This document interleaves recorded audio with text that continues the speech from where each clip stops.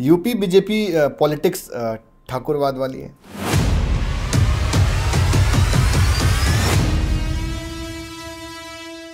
तो तीन वो कौन कौन सी पॉलिसीज हैं गवर्नमेंट की जिसका जनता सबसे ज़्यादा बेनिफिट ले रही है। अगर स्वास्थ्य के क्षेत्र में बात किया जाए, ठीक है, एक कोविड का वाकया और है, कुछ सिलेंडर सप्लाई या कुछ पेशेंट एडमिट को लेकर, जिसमें आपके ऊपर एफआईआर होने वाली थी बट हुई नहीं।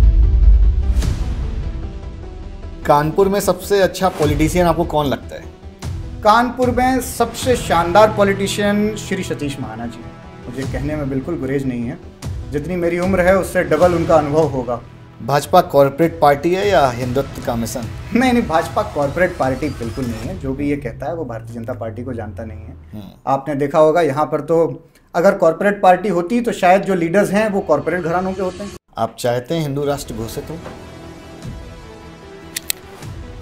ठीक है। एक बहुत अहम प्रश्न निकल के आता है कि जब बच्चा बहुत इनिशियल स्टेज में होता है, ये तो एल्मुनाई की बात हो गई कि बहुत इनिशियली जब वो होता है तो वो सोचता है कि प्लेसमेंट होगी कि नहीं होगी, तो रामा यूनिवर्सिटी से प्लेसमेंट हो जाती है। 100% प्लेसमेंट के लिए असिस्टेंस हम देते हैं, डेडिकेटेड प्लेसमेंट सेल है। इसके साथ ही साथ इंडस्ट्री कोलैबोरेशंस कर रखा है। और आपको बताऊं, पिछले 5 वर्षों में हमारा प्लेसमेंट ग्राफ, अगर मैं बात करूं मैनेजमेंट कॉलेज की, 100% ऑलमोस्ट स्टूडेंट्स प्लेस्ड हैं। विभिन्न योजनाओं के अंतर्गत यदि कोई नहीं आता है और वो गरीब व्यक्ति है तो वो हमारे अस्पताल में फ्री ऑफ कॉस्ट ट्रीटमेंट ले सकता है। बीटेक कंप्यूटर साइंस की डेडिकेट कर रखी है कि अगर 90% प्लस कोई भी स्टूडेंट, वो किसी भी जात का हो, किसी भी धर्म का हो, उसको निःशुल्क 4 वर्ष की बीटेक कंप्यूटर साइंस की शिक्षा दी जाएगी। हेलो दोस्तों, मैं आप सभी का बहुत स्वागत करता हूं अपने चैनल स्पॉटलाइट विद निखिल में। आज के जो हमारे गेस्ट हैं, मेहमान हैं, बहुत ख़ास हैं, यंग हैं, a kind of youth icon हैं, रामा यूनिवर्सिटी के डायरेक्टर हैं, रामा ग्रुप के पूरे डायरेक्टर हैं, डॉक्टर प्रणव सिंह। सर, आपका स्वागत करता हूं मैं अपने इस पॉडकास्ट में।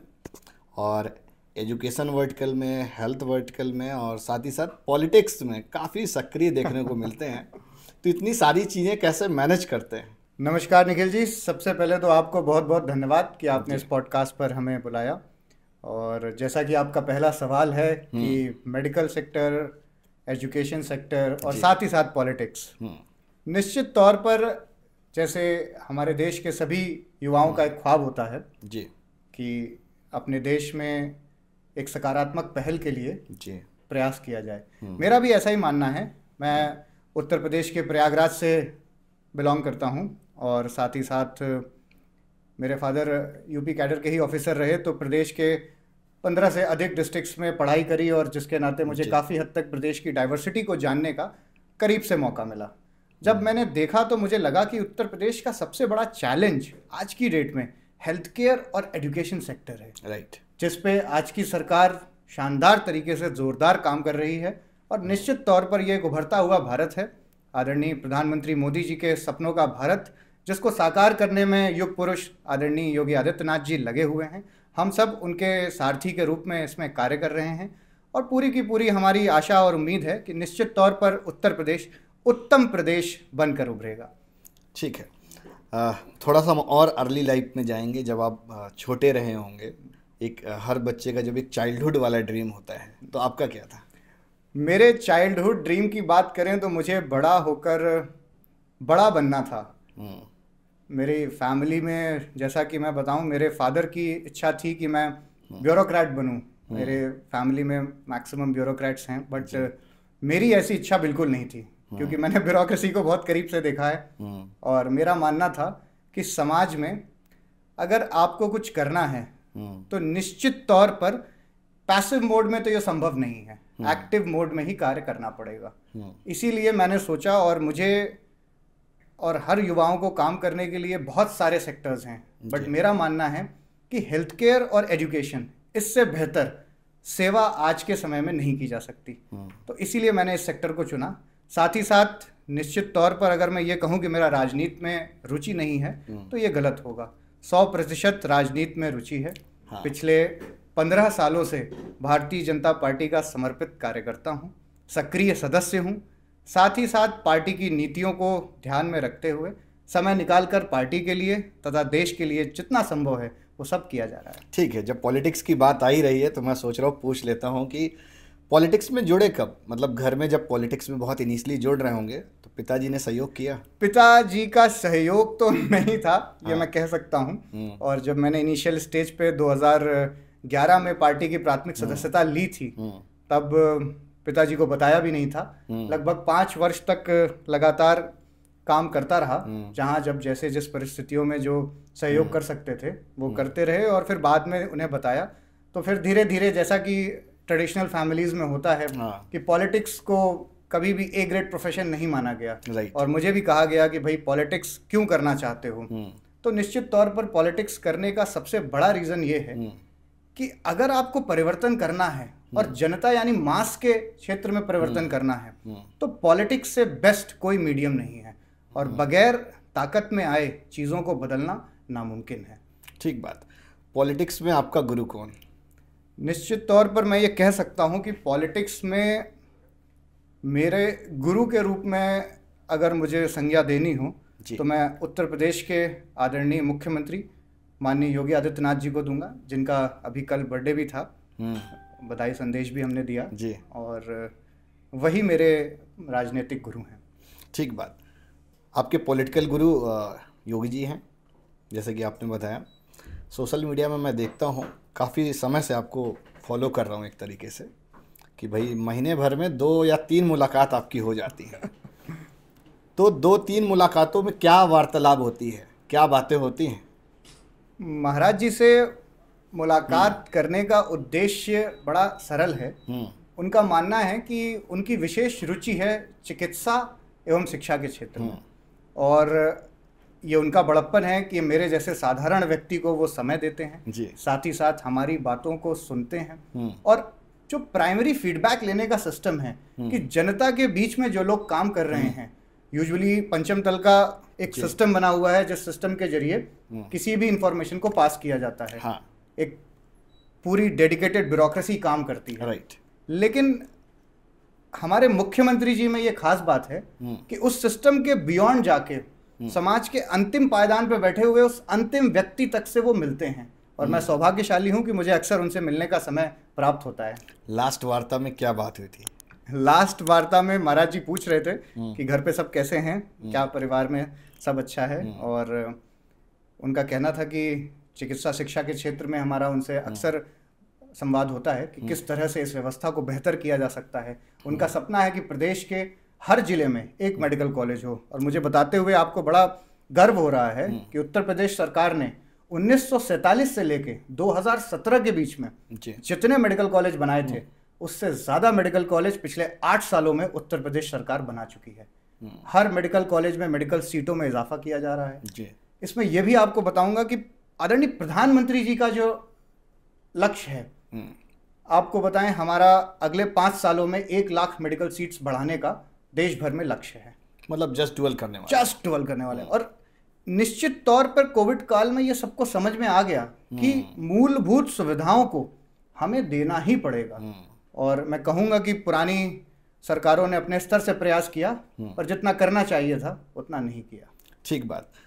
तो 3 वो कौन कौन सी पॉलिसीज हैं गवर्नमेंट की जिसका जनता सबसे ज़्यादा बेनिफिट ले रही है? अगर स्वास्थ्य के क्षेत्र में बात किया जाए तो आयुष्मान योजना आज की डेट में ये एक ऐसी योजना है जो समाज के अंतिम पायदान पर खड़े अंतिम व्यक्ति को भी स्वास्थ्य लाभ देती है। 5 लाख रुपए का इलाज बिना किसी झंझट के आप सिर्फ अपना आयुष्मान कार्ड दे सकते हैं और किसी भी अस्पताल में आपका ट्रीटमेंट हो जाएगा। ये बहुत शानदार योजना है। इसके साथ साथ अगर शिक्षा के क्षेत्र में बात किया जाए तो पिछले 8 वर्षों में प्रदेश के हर मंडल में एक विश्वविद्यालय की स्थापना की योजना बनाई गई, जो आज के समय में मैं कहूँगा कि 80% पूरी हो चुकी है और आने वाले 2 वर्षों में वो भी पूरी हो जाएगी।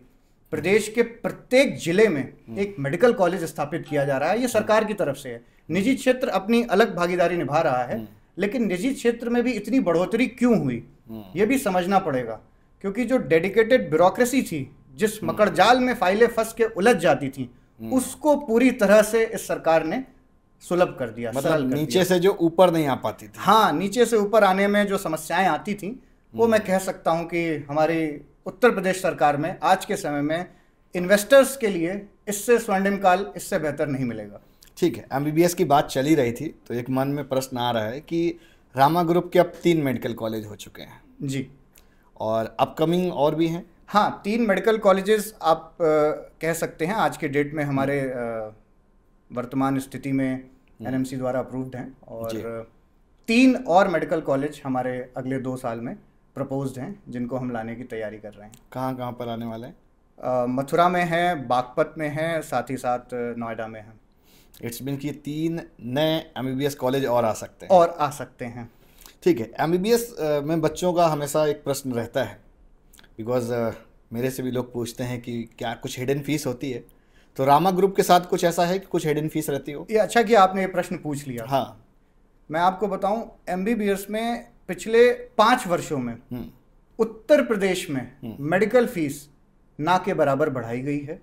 फीस को सभी के रीच तक पहुंचाने के लिए सरकार भी अथक प्रयास कर रही है, और being a director of a group I assured you there is no hidden charges in the medical college. Right. किसी तरह का नहीं है। शैक्षणिक शुल्क सरकार डिसाइड करती है, हॉस्टल शुल्क सरकार डिसाइड करती है, सिक्योरिटी गवर्नमेंट डिसाइड करती है, और इसके अतिरिक्त कोई भी शुल्क नहीं लिया जाता। और मेरे ही नहीं, अन्य मेडिकल कॉलेजों में संभव नहीं है, क्योंकि आज का समय कह सकते हैं ग्लोबल टाइम है, तो इसलिए ये बिल्कुल क्लियर है।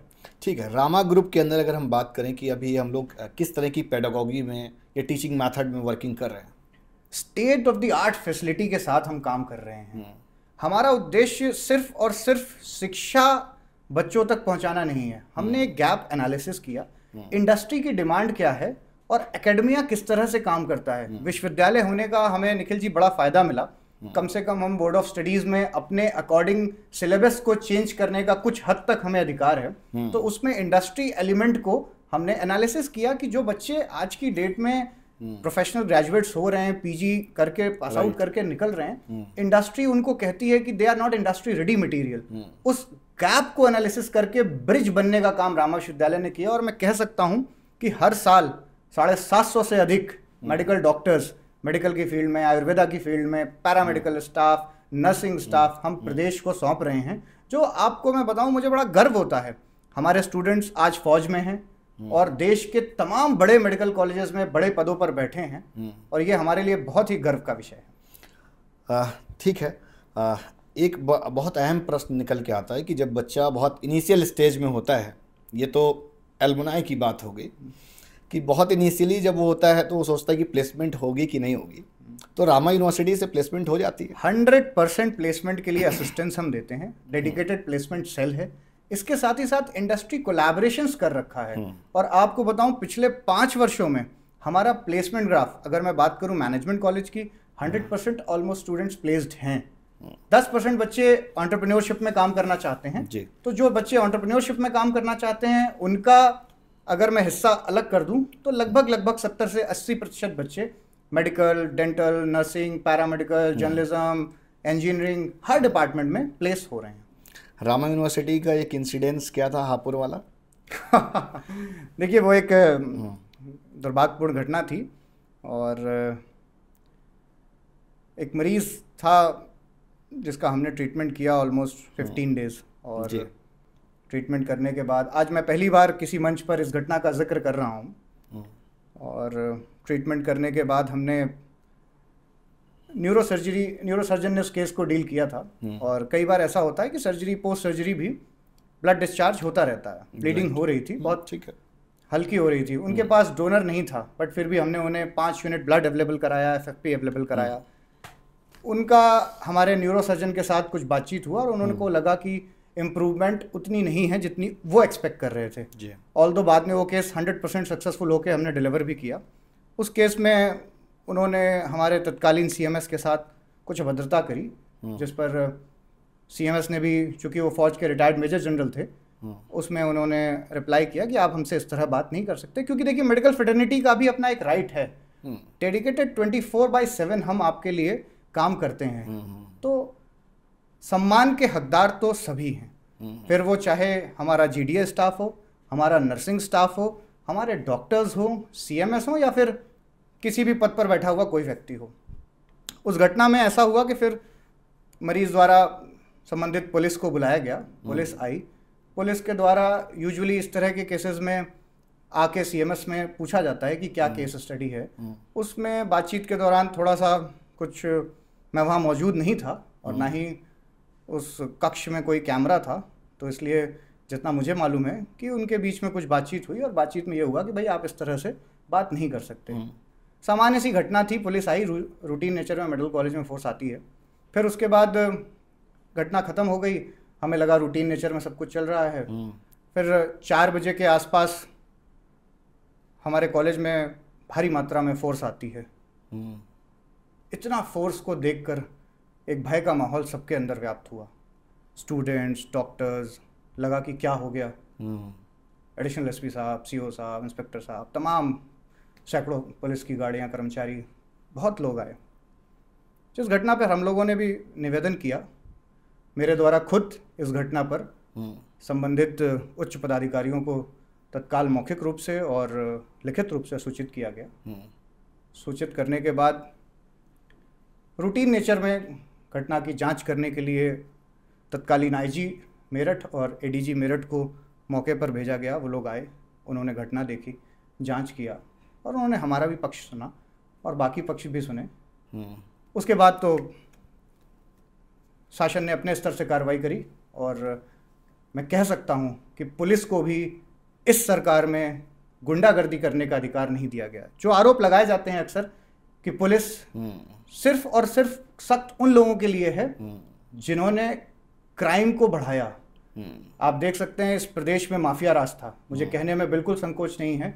2017 से पहले माफियाओं का राज चला करता था और माफियाओं के कहने पे इस प्रदेश में 80% काम हुआ करते थे, जिसको प्रदेश के यशस्वी मुख्यमंत्री ने निश्चित तौर पर ख़त्म कर दिया। और इस भूमिका में पुलिस तब भी यही थी, पुलिस आज भी यही है। बट कहते हैं ना, जैसा राजा वैसी सेना, तो राजा के बदलते ही चीज़ें बदली और पुलिस पर कार्रवाई हुई और पुलिस को कहा गया यदि पुलिस भी कहीं गलत कर रही है तो आप संवेदनशीलता देखिए कि उच्च पदों पर बैठे, पंचम तल के बैठे लोग भी सुनने को तैयार हैं। राइट, ये बड़ी बात है और खास करके उन लोगों के लिए जिनका पॉलिटिकल बैकग्राउंड ना हो, जो साधारण लोग हों। हाँ, आम लोग हैं, जो आम लोगों के लिए। ये चीज़ तो मैंने भी देखी है कि इस गवर्नमेंट में बहुत इजी, मतलब जो आम लोग हैं जैसे करके हैं, अगर उसका कोई अप्रोच नहीं पॉलिटिकल, तो उसके लिए कहीं ना कहीं सामने वाला सुनता जरूर है। वो किसी भी बड़े लेवल पे जाए तो उसको जरूर सुना जाता है, क्योंकि शासन ने कंपेल किया हुआ है। नीतियां बड़ी सख्त और क्लियर हैं, लेकिन सख्त किसके लिए है? सख्त सिर्फ उनके लिए है जिन्होंने अपराध के रास्ते को नहीं छोड़ा। ठीक है, एक कोविड का वाकया और है, कुछ सिलेंडर सप्लाई या कुछ पेशेंट एडमिट को लेकर, जिसमें आपके ऊपर एफआईआर होने वाली थी बट हुई नहीं। हाँ, क्या मामला? कोविड में एक्चुअली क्या हुआ कि कोविड के दौर में मैं आपको बताऊं कि रामा मेडिकल कॉलेज कानपुर का पहला हॉस्पिटल है जिसने कोविड पेशेंट को एडमिट किया। और आपको याद होगा कि जब पहली बार मैं बताऊं, बड़ी रोचक घटना है। हमने पूरी तैयारी कर रखी थी और फर्स्ट कोविड पेशेंट एम्बुलेंस से आता है। हमारे duty doctor, paramedical staff, nursing staff, security के लिए फोर्सेस भी थी। जैसे ही गाड़ी मेन रोड से अंदर हुई, जैसे जैसे वो कार अंदर जाती गई, सब भाग गए, कोई भी मौके पर नहीं था। 6 घंटे लगा उन्हें वापस समझा कर लाने में कि देखिए ये डिजीज, आपको पीपीई किट दिया है, कोई दिक्कत नहीं आएगी। फिर मौके पे हम लोग भी खड़े हुए। जब हम लोगों के जाने के बाद लोगों को विश्वास हुआ और तब ये सब शुरू हुआ। उस वक्त एक नाम नहीं लूँगा, प्रदेश के बड़े अधिकारी हैं, उनका किसी नोन को एडमिट करना था, आईसीयू लिमिटेड था, संभव नहीं हो पा रहा था। उनका बराबर फ़ोन आया, मैंने कहा सर जैसे ही आईसीयू में कोई भी बेड अवेलेबल होगा, और उसमें हमारा कंट्रोल भी नहीं था, गवर्नमेंट का ही कंट्रोल था, लेकिन जब बेड नहीं है तो नहीं था, बताया और उसी में थोड़ा सा उन्होंने नाराज़गी जाहिर करी और एक आदेश कोई जारी हुआ। हालांकि मुझे बाद में बताया गया कि उस पर कोई एफआईआर दर्ज नहीं हुई थी मेरे खिलाफ। तो मतलब वीवीआईपीज़ की कोई एंट्री एक तरह से नहीं थी, स्पेशल ट्रीटमेंट आप नहीं कर रहे थे? स्पेशल ट्रीटमेंट नहीं कर रहे थे, ये बिल्कुल सही बात है। जन साधारण के लिए स्वास्थ्य सेवाओं को देने के लिए, और मैं आपको कहूँ ऐसा करने में मैं सक्षम क्यों रहा, इसमें मुझे कहने में कोई गुरेज नहीं है कि कोविड में आदरणीय मुख्यमंत्री जी का जो सहयोग हमें मिला वो इनक्रेडिबल था। मैं कह सकता हूँ पूरे देश में शायद ही कोई मुख्यमंत्री ऐसा होगा जो कोविड काल में हम लोगों से 4 से 6 घंटे में मुलाकात हो जाती थी। हम फ़ोन पे अपनी बात रखना चाहें, हमारी बात सुनी जाती थी और पंचम तल द्वारा सुनी जाती थी। तो ये जो कॉन्फिडेंस आया, ये आदरणीय महाराज जी की वजह से आया, जिसकी वजह से हमने पूरे कोविड काल में लगभग 2500 मरीज एडमिट किए। और ये कानपुर और हापुड़ को मैं मिलाकर बता रहा हूँ, और ये एक बहुत बड़ी संख्या है। इतने मरीजों को भर्ती करना, उसमें से लगभग 80% मरीजों को ठीक किया गया। जो जिनके पेशेंट ठीक हुए उन्होंने बड़ी दुआएं दी। कुछ लोग थे जिन्हें हम नहीं बचा पाए, वहाँ पर वो कठिन परिस्थितियाँ थीं। एक वाकया मैं आपको बताऊँ, मेरे पास एक प्रदेश और देश के एक बहुत बड़े अधिकारी, उनकी माताजी भर्ती होती हैं और कोमॉर्बिडिटी थी, एजेड थी, और भर्ती होने के कुछ दिन बाद उनकी मृत्यु हो जाती है। मैंने उनको कहा कि साहब आप अपनी माताजी को आ रहे हैं लेने के लिए? उन्होंने कहा कि मैं अहमदाबाद में हूँ और अभी नहीं आ पाऊँगा। तो मैंने कहा ठीक बात है सर, क्या करें? फिर उन्होंने कहा आप बॉडी भिजवाइए। तो हमने अपने लोगों को लगा के और ख़ुद भी प्रयास करके माताजी को, फिर मैंने कहा घाट पर आप आ रहे हैं क्या? तो उन्होंने कहा कि मैं वहाँ भी नहीं पहुँच पा रहा हूँ। हमने कहा ये भी बात ठीक है। फिर कुछ समय बाद उनके पिताजी भी आए, उन्होंने भी ट्रीटमेंट लिया। अनफॉर्चुनेटली उनकी भी कोमॉर्बिडिटी थी और मल्टीपल इश्यूज थे, जिसकी वजह से वो कोलैप्स कर गए। और संवेदनहीनता का स्तर देखिए कि वो एक बहुत उच्च पदस्थ अधिकारी हैं, मैं नाम नहीं लूँगा उनका, आज भी वो इस समय एक बहुत बड़े पद पर बैठे हुए हैं देश में। वो ना माताजी के निधन पर आए ना पिताजी के निधन पर आए, और दोनों में हमने ही प्रयास करके उन तक डेड बॉडीज़ हैंड ओवर करी और बाकी जितनी फॉर्मेलिटीज़ थी करी। तो कोविड ने बहुत सारी बातें सिखाई और बताई भी, ये भी मैं कह सकता हूँ। कोविड में ये भी पता चला कि कौन अपना है और कौन पराया है। ठीक है, थोड़ा सा हम लोग क्रिकेट की तरफ मूव करेंगे। आपको क्रिकेट बहुत पसंद है। अभी रिसेंट में एक इंसिडेंस हुआ है जो आरसीबी सेलिब्रेशन में करीब 11 लोगों की डेथ हो गई उसमें, और काफ़ी इंजर्ड है। इसके लिए आप क्या कहना चाहेंगे? देखिए, ये एक बेहद दुर्भाग्यपूर्ण घटना है, और इस घटना पर जितने भी 11 लोग शहीद हुए हैं, मैं उन सबको नमन करता हूँ, श्रद्धांजलि अर्पित करता हूँ। लेकिन ये आत्ममंथन का समय है कि क्या क्राउड मैनेजमेंट नहीं था?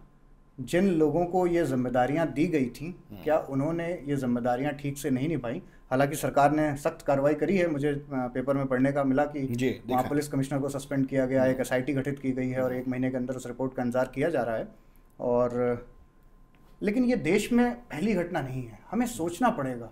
और इस तरह के जितने भी क्राउड मैनेजमेंट के लिए हैं, मैं तो सजेस्ट करता हूँ कि MBA ट्रैफिक मैनेजमेंट और MBA क्राउड मैनेजमेंट, ये 2 नए कोर्सेज स्टार्ट करने चाहिए। इवन मैंने यूनिवर्सिटी में एक एक्सपेरिमेंट के तौर पे स्टार्ट कर भी दिया है। बट मैं देश के उच्च पद पर बैठे हुए लोगों से भी कहना चाहूँगा आपके माध्यम से कि मास्टर्स डिग्री सिर्फ रूटीन और बेसिक कोर्सेज में नहीं होनी चाहिए। हमें बच्चों को आज के लिए तैयार करना है, उनका आज वो आने वाला कल है। और इसके लिए जो चैलेंजेस हैं वो मास मैनेजमेंट है। इस पर निश्चित तौर पर, जैसे ट्रैफिक मैनेजमेंट है, आप कानपुर से ही हैं, आप कह सकते हैं कुछ ट्रैफिक ठीक हुआ है, लेकिन आप पहले से बहुत सही हुआ है, पहले से काफ़ी बेहतर हुआ है, बट अभी भी बहुत सारी चीज़ें हैं जो इन्हेंस करने के लायक की जा सकती हैं। वापस से हम लोग पॉलिटिक्स में आएंगे। कानपुर की पॉलिटिक्स आपको कैसी लगती है? कानपुर की पॉलिटिक्स बेहद शानदार है, और कानपुर में ये देश और प्रदेश की औद्योगिक नगरी है। और अगर बात किया जाए तो हमारा कानपुर जो है, टैक्स के लिहाज से लगभग हम नोएडा के बाद 2nd नंबर पर आते हैं, जिसका कंट्रीब्यूशन है देश में, प्रदेश में। और एक मेरी कानपुर में छोटी सी शिकायत कह सकते हैं या समस्या कह सकते हैं जी। कानपुर में हमारी रेल पटरियां शहर को बीच से 2 भाग में कर देती हैं, और अभी तक ये समस्या का समाधान नहीं हुआ। हालांकि बताया जा रहा है कि जल्दी इस समस्या से एक बार आया था और बताया जा रहा है कि जल्दी इस समस्या से निजात मिलेगा। और कई बड़े पॉलिटिशियंस इस पर काम भी कर रहे हैं। इवन जब पूर्व राष्ट्रपति आदरणीय रामनाथ कोविंद जी जब राष्ट्रपति थे, तो मैंने पर्सनली सर से मिलकर भी निवेदन किया था कि सर इस एक समस्या, तो सर ने भी अपने स्तर से उस पर आदेश निर्गत किए थे, जिसका जल्दी ही हमें परिणाम मिलेगा। और बेहद रोमांचित है कानपुर की राजनीति। आते हैं, कानपुर में सबसे अच्छा पॉलिटिशियन आपको कौन लगता है? कानपुर में सबसे शानदार पॉलिटिशियन श्री सतीश महाना जी हैं। मुझे कहने में बिल्कुल गुरेज नहीं है। जितनी मेरी उम्र है उससे डबल उनका अनुभव होगा, और मैं ये बात पूरे गर्व के साथ कह सकता हूँ कि आदरणीय अध्यक्ष जी का हमें प्यार, स्नेह, आशीर्वाद हमेशा मिलता रहा। और जितने भी पॉलिटिशियंस हैं, मैं कह सकता हूँ कि Satish Mahana sir is the best politician in Kanpur. आपको क्या चीज़ सबसे ज़्यादा इंस्पायर करती है सतीश महाना जी की? उनकी सादगी। आज वो अध्यक्ष विधानसभा हैं। अगर हम संवैधानिक ढांचे में देखें तो आदरणीय राज्यपाल जी, आदरणीय मुख्यमंत्री जी, उसके बाद आदरणीय विधानसभा अध्यक्ष जी। लेकिन अभी भी जब वो अपने क्षेत्र में आते हैं तो कोई भी व्यक्ति उन तक पहुंच सकता है, अपनी बात रख सकता है, उनसे अपने फ़ोन पे बात करा देता है, और वो उसके लिए सुनते हैं। और उनके ना रहने पे भी उन्होंने इस व्यवस्था को बनाने के लिए बहुत अच्छा काम कर रखा है। वो तो जाने जाते हैं कार्यकर्ता, जाने जाते हैं। और सबसे बड़ी बात, ये जो जातिगत राजनीति चल रही है देश में, जो सबसे बड़ा मुद्दा है आज की डेट में, उनकी जाति के लोग सबसे कम हैं उनकी विधानसभा में। हाँ, वही अभी बस आ ही रहा हूँ। कानपुर में डेवलपमेंट काफ़ी पीछे रह गया है। एक तरह से अगर हम ये भी कहें कि कानपुर काफ़ी पीछे रह गया। एक समय हुआ करता था कानपुर बहुत आगे था इंडस्ट्री की फील्ड में, तो इस पे गवर्नमेंट क्या कर रही है? देखिए, कानपुर के विकास को लेके सरकार बहुत संवेदनशील है, और कई बड़ी विकास योजनाएं कानपुर को मिलने जा रही हैं। औद्योगिक नगरी है, और जैसा कि आप देखेंगे कि न्यू कानपुर सिटी को प्लानिंग चल रही है, और कानपुर की महायोजना मुझे लगता है 10-15 दिन में पास होकर आ जाएगी। उसमें बहुत सारी नई सौगात हमें मिलने जा रही हैं। और आप देखिए, आदरणीय गडकरी जी ने हमें कानपुर लखनऊ एक्सप्रेसवे दिया, जो कानपुर से लखनऊ पहुंचना अपने आप में एक टफ टास्क था। आज हम जल्दी पहुंच जाते हैं, और जब जिस दिन वो पूरा हो जाएगा एलिवेटेड, तो मुझे लगता है 45 मिनट में हम पहुंच जाएंगे। 45 मिनट का टारगेट, हाँ, जैसा उनका कहना है। तो निश्चित तौर पर कानपुर का कायाकल्प होने जा रहा है। ठीक है। फ्यूचर में आप भी पॉलिटिक्स में आएंगे और किस विधानसभा से लड़ेंगे? देखिए, आज डिस्क्लोज कर दीजिए। फ्यूचर में पॉलिटिक्स में आना तो तय है, इसमें कोई दो राय नहीं है। राजनीति पेशा नहीं, पैशन है। और चुनाव लड़ना और किस विधानसभा से लड़ना वो मेरे हाथ में नहीं है। और जैसा कि एक समर्पित कार्यकर्ता है, यदि पार्टी आदेश करेगी तो निश्चित तौर पर जब जहां जो आदेश होगा वो किया जाएगा। विधानसभा लड़ने में इंटरेस्ट रखते हैं या लोकसभा? जैसा भी पार्टी कहेगी उसमें, ये डिसीजंस हमारे यहाँ, यही एक फ़र्क है बाकी पार्टियों में और भारतीय जनता पार्टी में, कि जो भूमिका है उसका निर्धारण नेतृत्व करता है। भाजपा में आपको सबसे ज़्यादा इंस्पायर कौन करता है? आपको क्या लगता है यार कि ये बहुत अच्छा काम करते हैं? भारतीय जनता पार्टी में अगर सोर्स ऑफ इंस्पिरेशन पूछा जाए तो 3 लोग मुझे बहुत पसंद हैं जी, जिनको मैंने बहुत करीब से जाना है। मैं पहले नंबर पर कहूँगा देश के आदरणीय प्रधानमंत्री जी। 18 घंटे काम करते हैं, जिस तरीके से वो काम करते हैं अद्भुत है। देश का कोई भी प्रधानमंत्री छुट्टी ना ले, 24 घंटे, 7 दिन, 365 दिन जनता के लिए सोचना, सारे सेक्रीफाइस कर दिए। तो निश्चित तौर पर वो एक बहुत बड़े युग पुरुष की संज्ञा उन्हें दी जा सकती है, इसमें कोई भी। दूसरे नंबर पे मैं कहूँगा माननीय मुख्यमंत्री जी हैं। मुख्यमंत्री जी भी प्रदेश के चतुर्मुखी विकास के लिए 24 घंटे कार्य करते हैं। और हमारे जो डायनामिक लीडर आदरणीय गृह मंत्री जी हैं श्री अमित शाह जी, उन्हें भी मैं बहुत करीब से काम उनका देखने का अवसर मिला है। जिस तरीके से उन्होंने अभी वॉर सिचुएशन हैंडल करी या 370 को हटाया, ये एक अभूतपूर्व कदम है। आज से 100 साल बाद इतिहास आकलन करेगा, नेहरू जी की गलतियों को इतना आसान नहीं था हटाना। और मैं कह सकता हूँ कि जो पुराने कष्ट थे उसको समय रहते गृह मंत्री जी और प्रधानमंत्री जी ने दूर कर दिया, काफ़ी दुरुस्त किया है। भाजपा कॉर्पोरेट पार्टी है या हिंदुत्व का मिशन? नहीं, भाजपा कॉर्पोरेट पार्टी बिल्कुल नहीं है। जो भी ये कहता है वो भारतीय जनता पार्टी को जानता नहीं है। आपने देखा होगा यहाँ पर तो अगर कॉर्पोरेट पार्टी होती तो शायद जो लीडर्स हैं वो कॉर्पोरेट घरानों के होते हैं, लेकिन मेरी जानकारी में कोई भी ऐसा लीडर नहीं है जो अंबानी जी या अडानी जी के परिवार से आता हो। कॉर्पोरेट ऐसा कि कोई नीचे से जा रहा है ऊपर और कोई ऊपर से सीधा आ जा रहा है, दोनों तरह से है। लेकिन हमारी पार्टी में ऊपर से नीचे की संज्ञा तो अभी मैं नहीं दूंगा, क्योंकि आप देखिए मैं ऐसे तमाम नाम आपको गिना सकता हूं जो बहुत बड़े स्तर पर जुड़े हुए हैं, लेकिन आज भी वो काम कर रहे हैं। और एक साधारण व्यक्ति जो सबसे अंतिम पायदान पर बैठा हुआ है वो भी यहाँ मुख्यमंत्री बन सकता है। ये अंतर और कहीं नहीं है। मुझे मालूम है और किसी पार्टी में सर्वोच्च पद को धारण करने के लिए आपको पर्टिकुलर परिवार से होना पड़ेगा या पर्टिकुलर कुछ ग्रुप ऑफ पीपल के बीच में होना पड़ेगा। भारतीय जनता पार्टी में ये नहीं है। भारतीय जनता पार्टी में आप किसी भी समुदाय से हों, किसी भी जात के हों, किसी भी तरह से आप काम करें, अगर आप सक्षम हैं तो पार्टी निश्चित तौर पर आपको मौका देती है। आप चाहते हैं हिंदू राष्ट्र घोषित हो? हिंदू राष्ट्र, देखिए ये कहना, हिंदू राष्ट्र, चूंकि जब हमारे राष्ट्र का बंटवारा हुआ तो ये एक कटु सत्य है कि धर्म के आधार पर किया गया था। और तत्कालीन प्रधानमंत्री जी, आदरणीय राष्ट्रपिता जी, उनके द्वारा ये निर्णय लिए गए। और फिर धर्म के आधार पर जब भी आप देश बांटेंगे और उसके बाद माइनॉरिटी वेलफेयर के लिए सिर्फ काम किया जाएगा तो कहीं ना कहीं पीड़ा तो होगी ही होगी। मेजॉरिटी की क्या गलती है साहब? 70 बरस आपने उसको सुविधाओं से वंचित रखा, सारी की सारी राजनीति इस देश में माइनॉरिटी सेंट्रेड हो गई। ऐसा नहीं होना चाहिए था। और हिंदू जागृत हुआ है और कहा नहीं जा सकता, बट संभव है कि भविष्य में ऐसी भी संभावनाएं आए, बन सकती हैं। बन सकती बनेगा तो आप उसके साथ में हैं, सहमत हैं? निश्चित तौर पर। अगर देखिए, मैं हिंदू हूँ और हिंदू फिलॉसफी बड़ी स्पष्ट है। हिंदू संप्रदाय नहीं है। हिंदू, मैं आदरणीय गिरधर मालवीय जी को कोट करूँगा, अब तो वो इस दुनिया में नहीं रहे और मेरे बड़े अच्छे संबंध थे, महामना के पौत्र थे, रिटायर्ड हाई कोर्ट जज जस्टिस गिरधर मालवीय सर। तो मालवीय सर कहते थे कि महामना ने उनको बताया था कि जब उन्होंने बीएचयू की स्थापना करी तो उन्होंने मुस्लिम राजाओं तक से, मुस्लिम सुल्तानों तक से पैसे लिए। तो साहब उन्होंने क्यों दिया? क्योंकि हिंदू की जो आइडियोलॉजी है वो सर्वांगीण विकास की बात करती है, समावेशी, social inclusiveness of growth, 360 degree. इसलिए ये कहना बिल्कुल सत्य है कि आगे चल के इस पर काम होना चाहिए। और इसमें जब हम हिंदू की बात करते हैं तो उसमें सभी आ जाते हैं, उसमें मुसलमान, ईसाई, सभी धर्मों के लोग शामिल होंगे।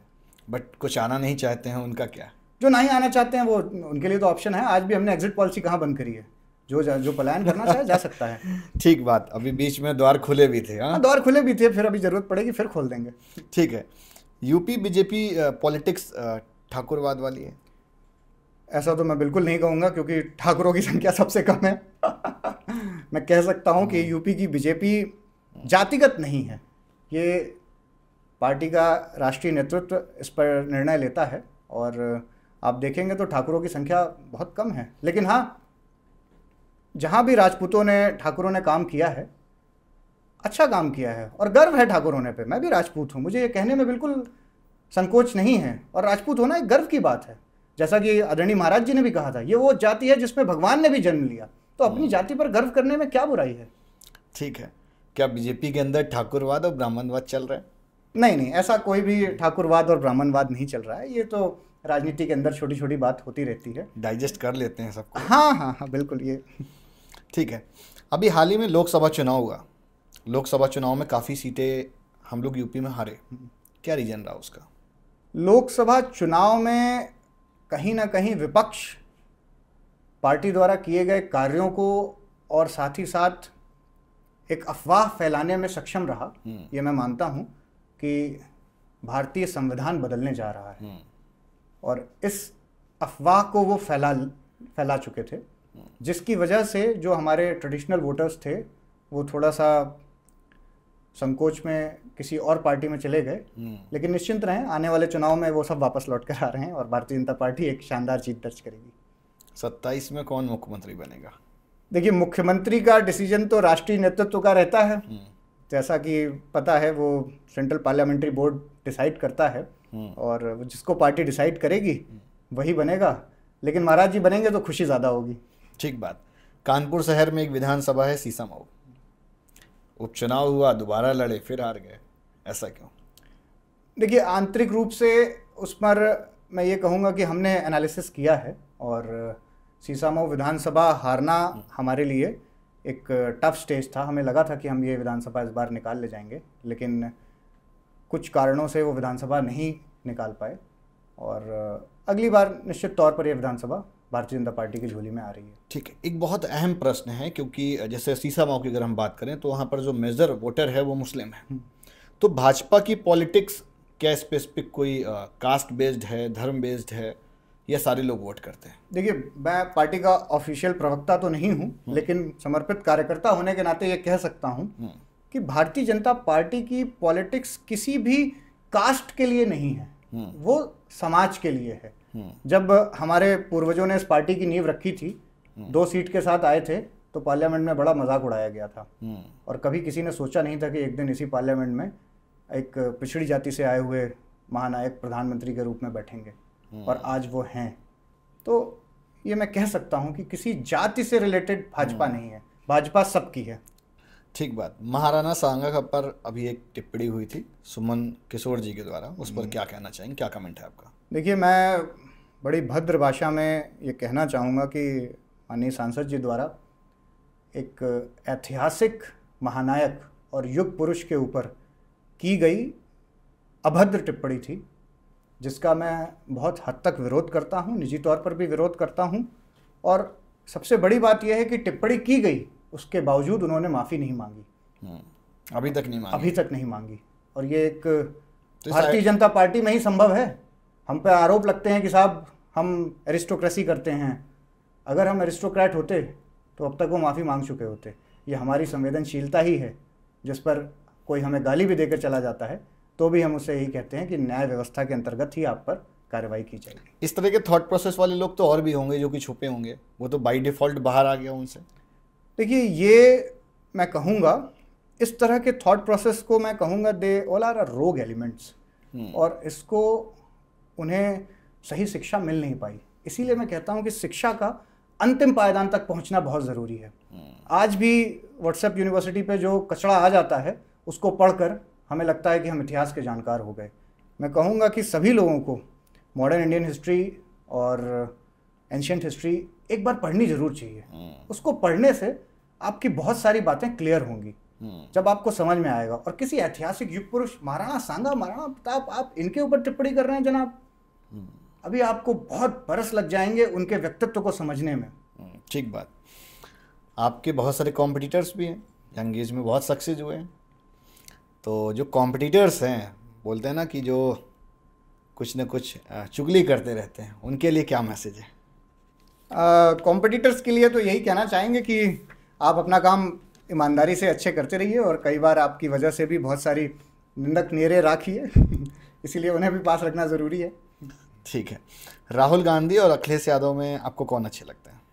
अगर राहुल गांधी और अखिलेश यादव में बात करें तो अखिलेश जी निश्चित तौर पर राहुल गांधी जी से 100 टाइम्स बेटर लीडर हैं। हाँ, अखिलेश यादव जी पर एक लाइन।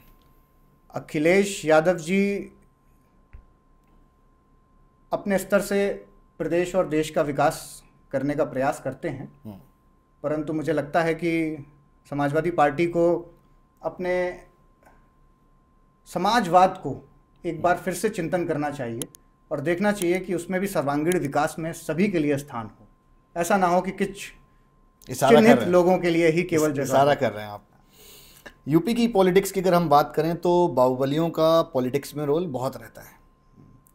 तो इस बार जो 27 का विधानसभा चुनाव रहेगा, उसमें भी उसी रुख में वो दिखेंगे या सरेंडर रहेंगे? इसमें कोई दो राय नहीं है कि उत्तर प्रदेश में बाहुबली हमेशा से रहे, और आज के समय में कानून व्यवस्था अपने आप में बेस्ट एग्जाम्पल है। मैं इंडिया में ही नहीं, वर्ल्ड में कह सकता हूँ।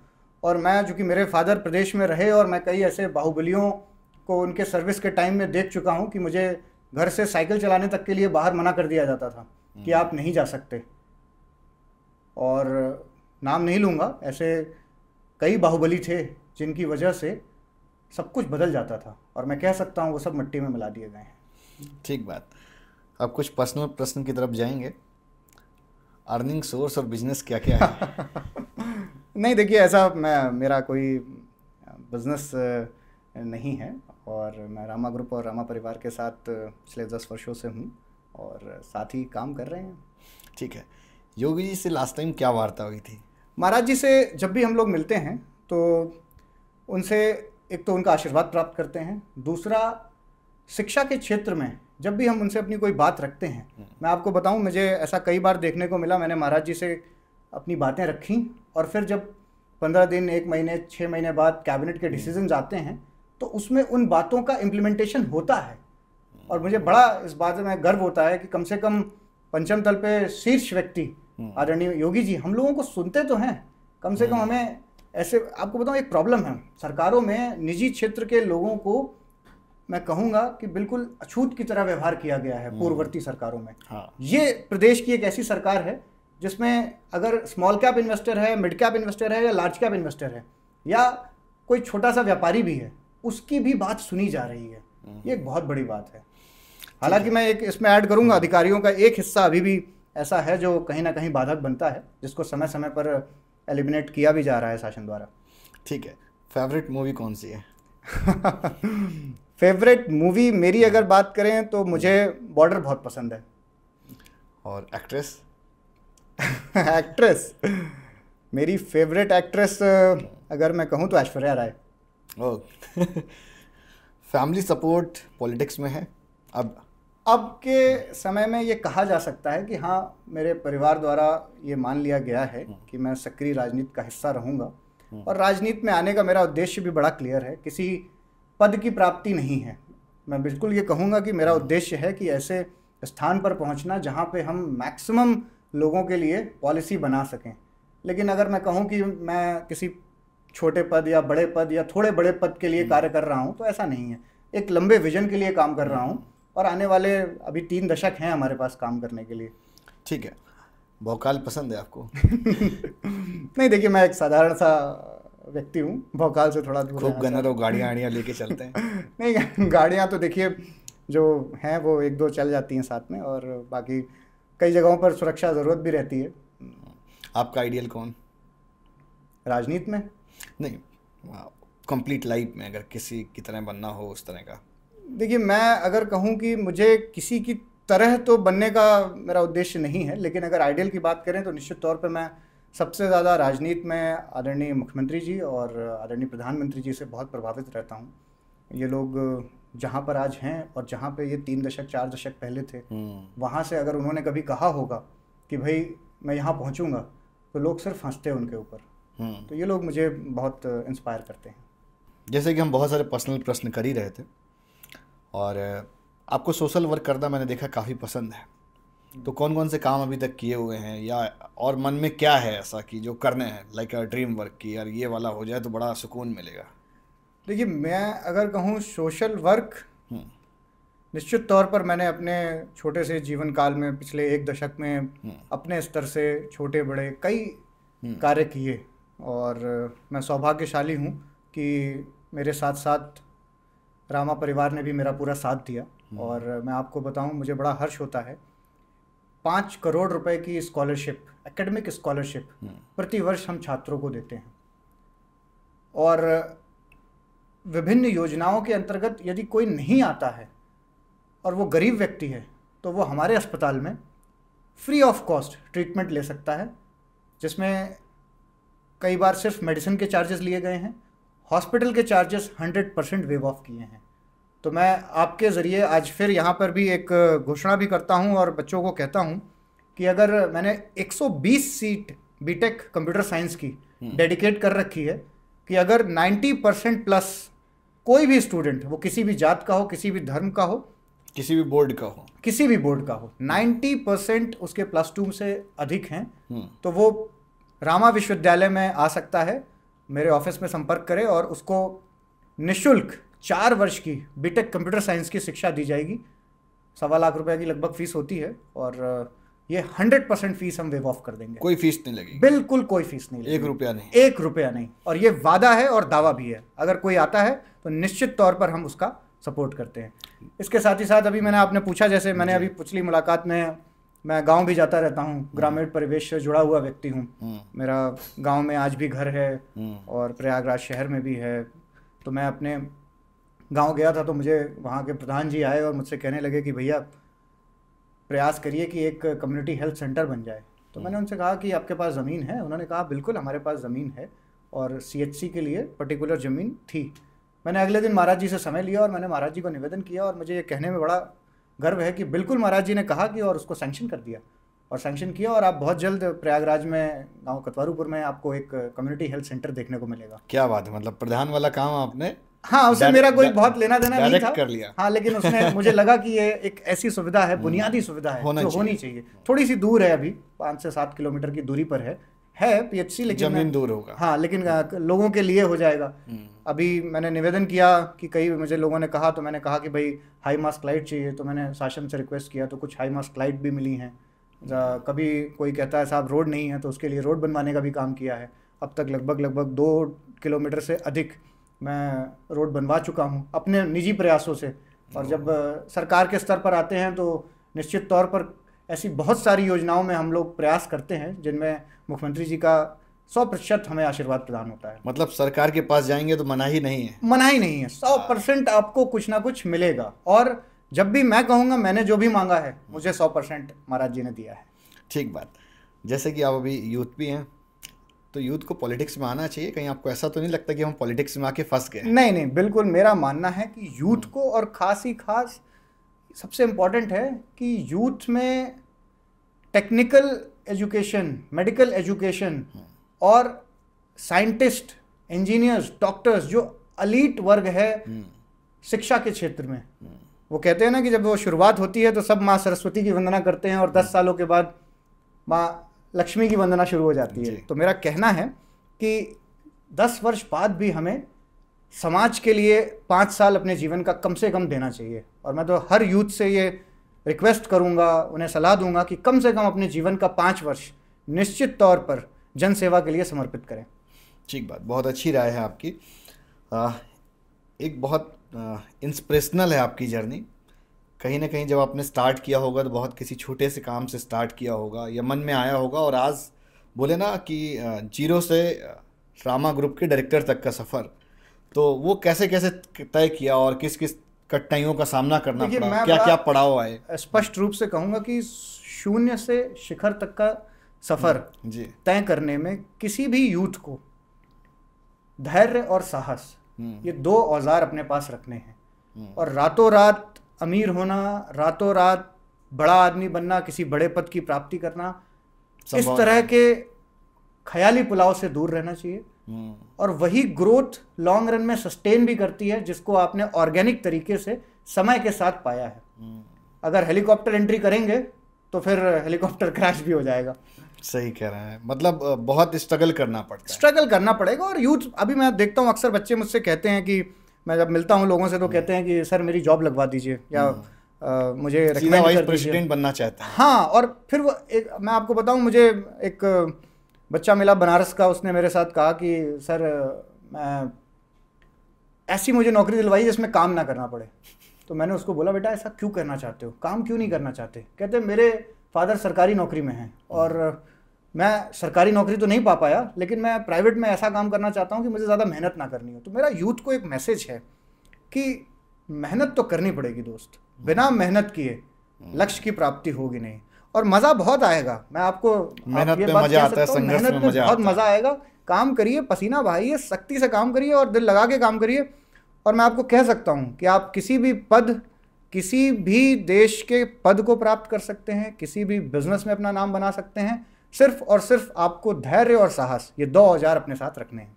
सबसे स्ट्रगल का दौर आपके जीवन में अभी तक कौन सा रहा? स्ट्रगल का दौर मैं कहूँगा, मैं इसमें ये कह सकता हूँ कि मैंने जीवन में बहुत ज़्यादा स्ट्रगल तो नहीं देखा। मैं एक मिडिल क्लास फैमिली से बिलोंग करता हूँ और आर्थिक तंगी मैंने जीवन में बहुत कम देखी है, ये मैं ईमानदारी से एक्सेप्ट करूँगा। इसके साथ साथ लेकिन मैंने कभी भी, मेरे परिवार में इच्छा थी कि मैं सरकारी सेवक बनूं।